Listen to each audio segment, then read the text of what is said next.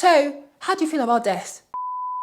Every time people talk about how to connect with almost anyone, they give us advice, not every time, but most times, the ones that I've seen. It's usually advice like, example, Pearl, think. Notice something in the environment. Try to make eye contact. It's always about how to be less socially awkward. That is the problem. You're trying to be normal. Baby, you're not normal. Embrace your abnormality. That is where your power lies. Your first line of defense when it comes to awkwardness is to know that it is your strength. I think I'm qualified to have this conversation because as someone who has been awkward since the day I came to Earth, you might not believe me, okay? It's ingrained in my nature to be kinda socially inept. And naturally, I was born anxious. I'm introverted. Still, with all these things under my belt, with all these qualifications that I have, I'm someone who can talk to anyone. I can walk into any room. I can stop anybody on the street and start a conversation with no shame. I'm also somebody who, usually when I'm talking to people, they're laughing. So I'm funny. Let me tell you what the first rule is. Be Thomas Edison, you know, the light bulb guy. Now, remember what Thomas said, the famous quote by Thomas, which is, I have not failed.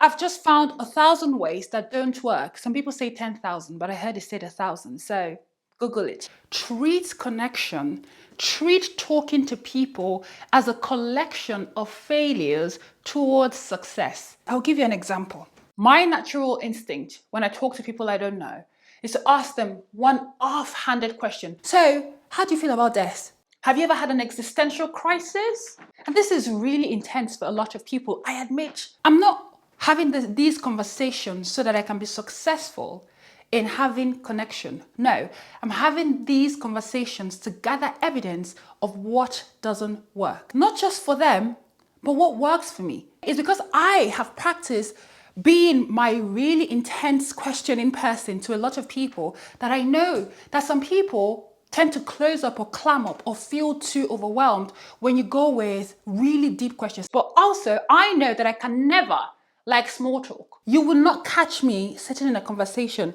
doing back and forth of small talk because of the evidence of trying to have small talk and failing. Nobody has ever liked me because we stood together and went, hello, how is the sun? And they turned around and went, hello.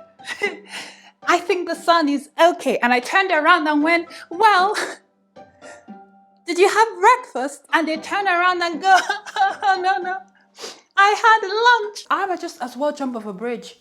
What I now lead with is small talk and I cancel it.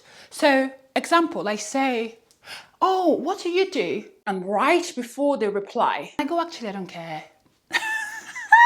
And it breaks. They're like, oh my God. I'm like, girl, I don't care what you do. Boy, I don't care what you do. Like, are we what we do? No. Do you know what I mean? In reality, what does what you do actually mean about you? It means fuck all. Well, girl, this is intense for such a simple question. You're doing too much. No. I'm introducing how I exist. Yes, it breaks a certain level of barrier between you and the person. Okay, a wall comes down, people tend to relax. It's better to be cringy than creepy. And creepy usually happens when you're trying to put on a facade of something that you're not. Cringe leads to embodiment. Try to make eye contact. What if you struggle with eye contact? Then you spend all your time doing this to the person, and then now they think you're a creepy person because your entire time you're like, oh my God, I just want to make sure that they know that I'm staring into their eyes and I'm not looking away. Creepy. Or if you said, just sorry, sometimes I struggle with eye contact, just know I'm listening.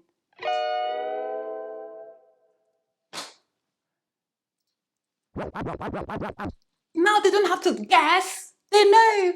Oh, but that's too much to share with a stranger. Y'all really need to stop taking yourselves too seriously. Y'all need to stop taking yourselves too seriously.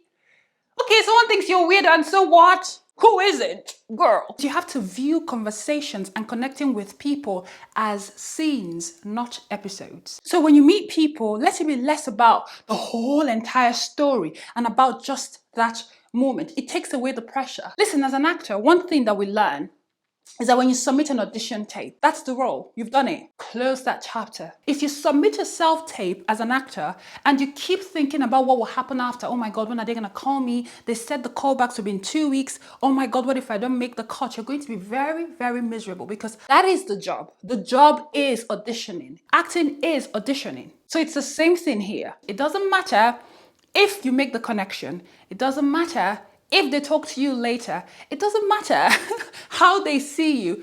It's about the moment. It's less about whether it's a success and more about the practice of interacting with people so I can build up the muscle. Someone might think, but that's not socially appropriate. Fuck socially appropriate.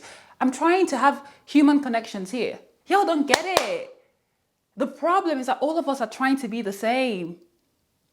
The flavors are dying. Everybody's trying to have 10 steps to make sure I talk this way. That's the problem.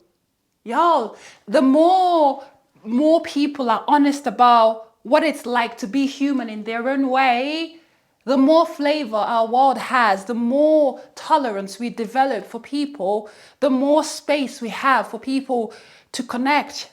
Because now everybody doesn't have to come cocky. Everybody doesn't have to come polished. Oh, hello. I'm this person, knowing exactly the joke to crack, when to crack it. Don't try to look like you got it. If you don't got it, you don't got it. I had a conversation with a couple I met at a show that I went for 2 nights ago. And at some point, we're just, cracking jokes, laughing, talking. She said something. I heard a part of it and then I laughed. But then I processed it like 5 seconds. I was like, I don't really know what she said. And I turned and said, girl, I don't know what you just said. I don't know why the fuck I laughed. Oh my God, tell me, what did you say? And a moment where I could have just pretended that I heard her and I laughed, which is what a lot of people do. People don't know what people are saying. They don't hear the jokes. And because it's just socially acceptable to laugh and nod, even though you don't get what's going on. And she was like, oh my God, I do that too. But that's the human element. That awkward space we keep trying to avoid is what makes it human. Is what makes people lower their guard. Okay? And you need to understand, it won't always work with everybody. But even if you weren't awkward, not everybody will relate to you. That's fine. Embrace the thing. Embrace the thing. Embrace the thing. I feel like I'm a guru. Embrace. Actually, I should sing you a song. I just turned on my speaker.